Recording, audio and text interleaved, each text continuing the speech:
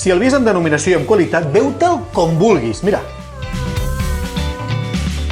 Avui, calçotada. Calçot amb indicació geogràfica i vi amb denominació d'origen. El menú del calçot és un kit de la felicitat. Ceballots, romesco, graellada de carn, pa per si em quedo amb gana i vi català amb DO. Gaudeix menjant de productes de qualitat i de proximitat.